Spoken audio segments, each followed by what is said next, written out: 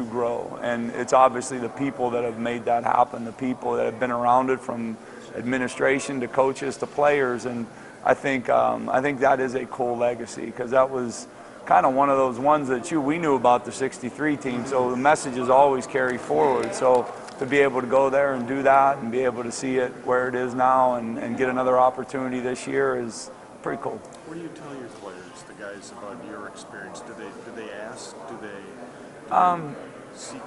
They do. Like and I just tell them this. I told them, when you're there, the stuff that you do, kind of the stuff that was told to me. You know, when you're in an event or you're doing something, enjoy it. You know, be in the moment at that and enjoy it. I go, but when we get together and we work. I go, and the focus is all on that day. And I said, the thing you'll remember more than anything else is the game. You'll remember how you played. That's what you remember more than anything. You know, and so try to. The whole experience is what you want to come away with and embrace. But in the end, it's going to be how you play, what you remember more than anything. What's your favorite memory from '93?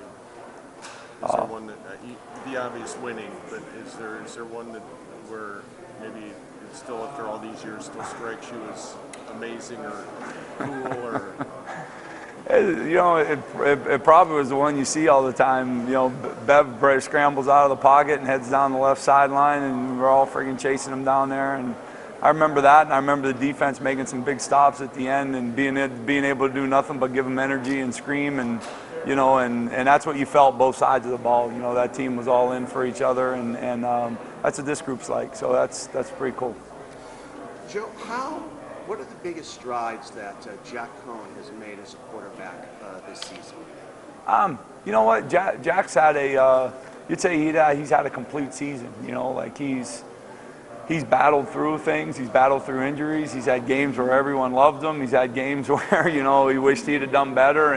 And I think that's what a season's all about. And you learn about guys, like who they are as people and leaders, and are they steady? You know, are they going to be focused? Are they able to take things and grow from them? And are they able to handle successes and still have the same approach they've had before? And man, he is a steady dude. And I think this team really appreciates that about him. And that's probably where I've seen him grow the most, you know. And I think from that steadiness, I think his confidence has continued to grow. He realized he could be himself, and being himself can take him to some high levels. Now, Phil Simms has worked with him really for about the last couple of years. Do you see any of Simms' influence on Jack, and where does that come out, if it does? Well, I think the biggest thing, especially with guys that sometimes work with guys outside, I think it just shows their commitment to wanting to be great. And so we see Jack, but I'm sure there was some input, and I'm sure there were some things that he took away from that experience, as I hope he takes away from other experiences. So he's just focused on trying to be the best him. And I love the guys use all their resources and try to do that. But Jack's ultra coachable and just as good a kid as he is a player, you know, and that means a lot in this program. Given that Jonathan is so much a part of your offense, what is Jack's role in the offense? Well, the offense is built to be multiple. It's got to be, over a course of a year, you want to have a very balanced offense. You want to be able to run it and pass it consistently. And there are going to be certain games where you have to run more to win, and certain games you have to pass more to win. Defenses will reflect that and how they approach you. But I think it's complementary. I think we need, as much as we need those offensive linemen to block for Jonathan, we need those receivers to be there for Jack. The whole group's got to play off each other, and I think that's when our offense is running its best. What makes Jack unique among the quarterbacks you've worked with? I'd say, not to repeat myself, but I would definitely say the steadiness. I don't think that's a position that's very easy to be steady in. I think it's easy to feel really good when everyone likes you, and I think it's easy to feel disappointed or angry or down when people are second guessing you. And to see his approach has been, I'm impressed with him as a person. Thanks very much. Absolutely. What has impressed you about Oregon's defense on tape?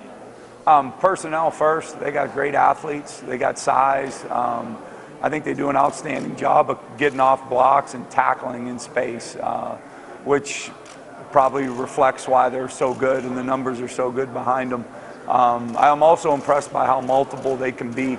They create a lot of problems, a lot of shifts at the of the front and movement of the front, and and those guys are all on the same page with it. So those things have stood out to me.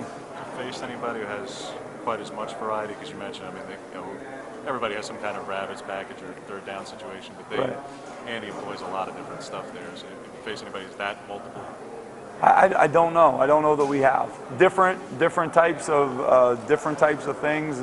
Sometimes it's a team that doesn't do much, but they come out and do something completely different that can throw you off. But there's multiples we've seen.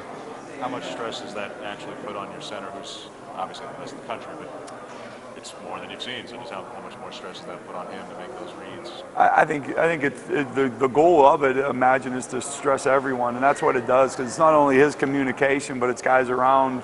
I always say, you don't hear anything unless you're ready to hear it, so they got to hear some things that are going to happen last minute, some communication, and be sharp with it, but I think that puts a stress on all of us. You obviously face a lot of phenomenal defensive players in that league, in particular at the end. Have you seen a freshman be as productive as what they've got in Thibodeau? No, I think he's as good a freshman as I've seen.